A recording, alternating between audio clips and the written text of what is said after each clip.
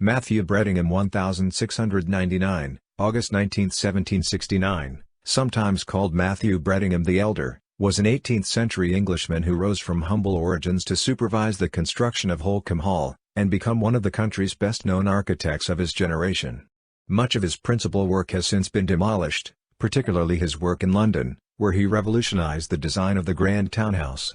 As a result, he is often overlooked today, remembered principally for his Palladian remodeling of numerous country houses, many of them situated in the East Anglia area of Britain.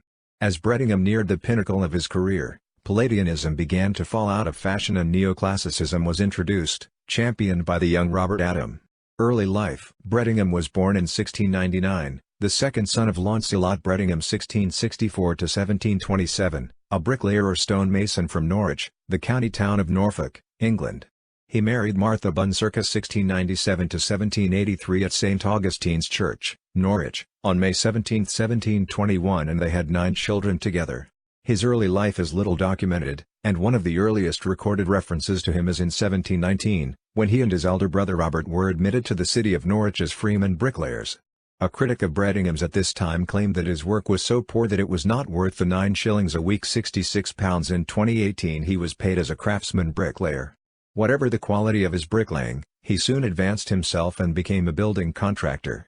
Local contractor. During the early 18th century, a building contractor had far more responsibilities than the title suggests today.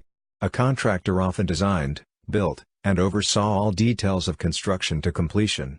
Architects, often called surveyors, were employed only for the grandest and largest of buildings. By 1730, Brettingham is referred to as a surveyor, working on more important structures than cottages and agricultural buildings. In 1731, it is recorded that he was paid £112 £16,900 in 2018 for his work on Norwich Jail.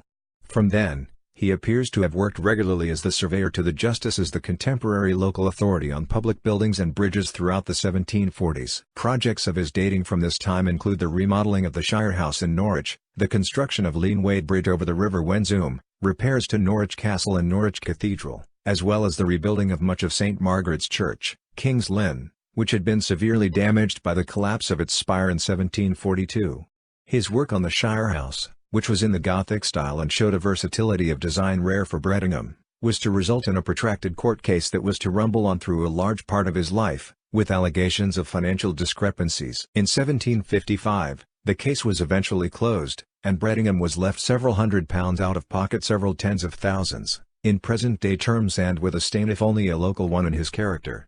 Transcripts of the case suggest that it was Brettingham's brother Robert, to whom he had subcontracted and who was responsible for the flintstone work of the Shire House, who may have been the cause of the allegations. Brettingham's brief flirtation with the Gothic style, in the words of Robin Lucas, indicates the approach of an engineer rather than an antiquary and is now seen as outlandish. The Shire House was demolished in 1822. Architect. In 1734, Brettingham had his first great opportunity, when 2 of the foremost Palladian architects of the day, William Kent and Lord Burlington, were collaboratively designing a grandiose Palladian country palace at Holkham in Norfolk for Thomas Coke, 1st Earl of Leicester. Brettingham was appointed Clerk of Works, sometimes referred to as Executive Architect, at an annual salary of £50 £7,400 per year in 2018. He retained the position until the Earl's death in 1759. The illustrious architects were mostly absent, indeed Burlington was more of an idealist than an architect, thus Brettingham and the patron Lord Leicester were left to work on the project together, with the practical Brettingham interpreting the architect's plans to Leicester's requirements. It was at Holkham that Brettingham first worked with the fashionable Palladian style, which was to be his trademark. Holkham was to be Brettingham's springboard to fame, as it was through his association with it that he came to the attention of other local patrons, and further work at Hayden and Honingham Hall established Brettingham as a local country house architect. Brettingham was commissioned in 1742 to redesign Langley Hall, a mansion standing in its own parkland in South Norfolk.